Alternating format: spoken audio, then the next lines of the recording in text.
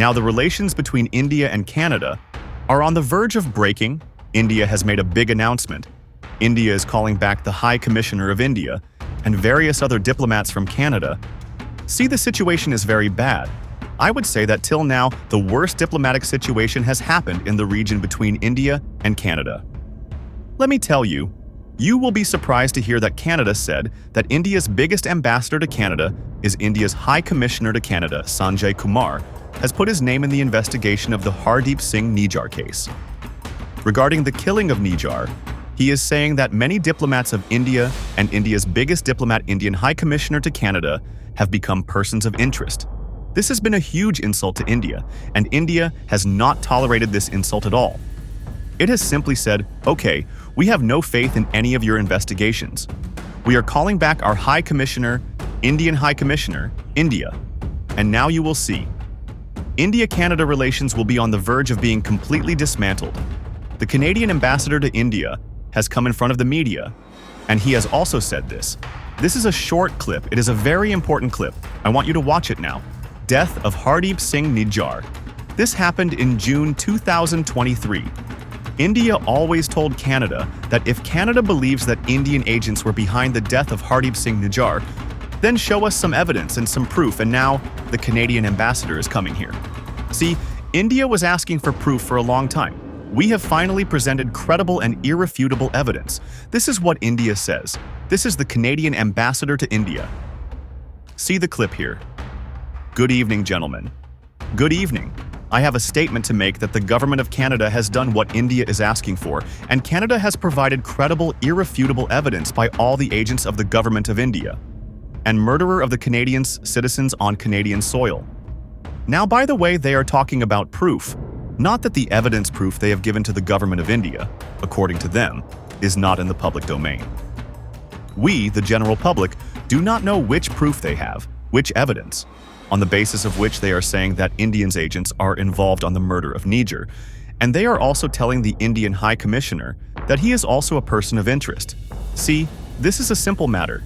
Elections are coming very close in Canada, and at such a time, Justin Trudeau knows that, there will be elections this time. They will have to face a lot of loss, so they are creating a new issue. Once here, you can ask questions. A few days ago, the Deputy Foreign Minister of the Ministry of External Affairs of Canada was saying that we believe in one India. Here you will see that the Canadian minister had said that there is one India. We do not want the partition of India. Here Canada is still standing at its place. But here you also have to understand that Justin Trudeau needs an issue. Try targeting India. This will show in a way in Canada the power of Canada, the status of Canada in the world. Justin Trudeau is defending it by standing in front of India, and let me tell you that Justin Trudeau.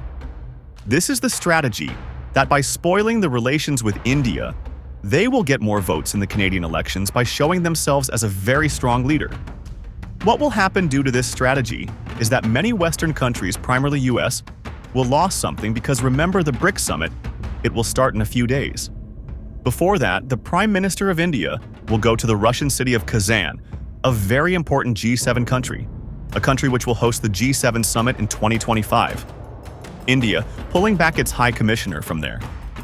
This is a very big geopolitical development, and I have noted one thing. See, when it comes to big geopolitical topics, the Western media is completely united. Now look at what Washington Post has published. Here, Washington Post is saying that Canada has ordered that 6 Indian diplomats, including India's top diplomat, who is the High Commissioner of India, should leave Canada. Whereas this is not true. India itself has decided that we are withdrawing our High Commissioner from Canada, but you see, take the primarily Western media, US media, will now take this line that see Canada has thrown out Indian diplomats. And this is their unity in this, and unity is power. This is their unity. This is quite surprising. And according to me, this is a very good opportunity to say that India will not attend the G7 summit in 2025. Canada is hosting the G7 summit. Let me tell you, many countries, including US and Canada, will feel a severe shock because of India's presence in the G7 summit today.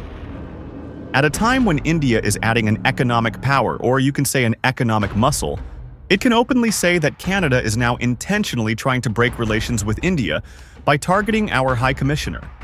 And India has categorized Canada as a bud.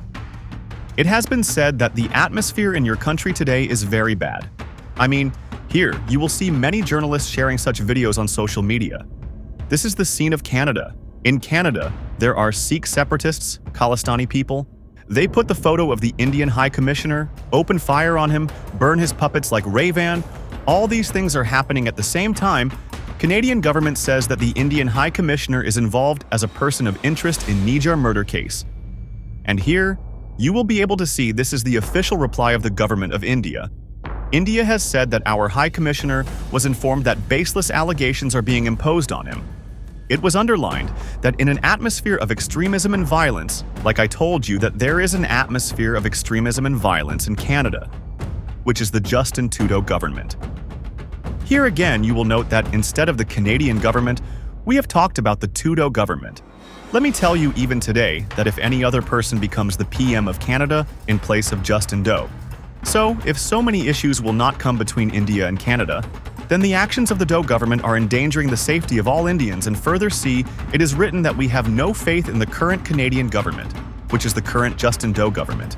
We do not have any confidence in whether to ensure safety or not, and hence the Indian government has decided to withdraw, but Western media, Washington Times, etc., all this news will spread all over the world that Canada has thrown out the Indian top diplomat. And see a strange thing that just a few days ago, ASEAN Summit was held in Laos. Here you will be able to see that India has a country, Laos. Here PM Modi went. Justin Trudeau also went. There was no meeting plan between them, but Canada from their side started speaking themselves that there was a very deep discussion between Justin Trudeau and PM Modi. Regarding this topic, India had to reject that there was no substantial discussion between PM Modi and Justin Trudeau. See Canada. There is a lot of desperate. We will not be able to participate in G7 as long as countries like Canada host such summits.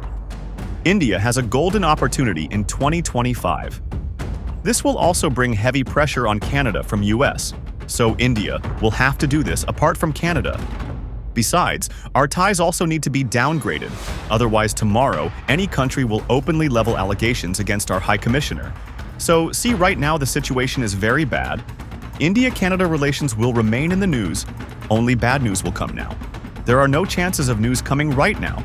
But right now, you will see that there will be many developments in the coming time.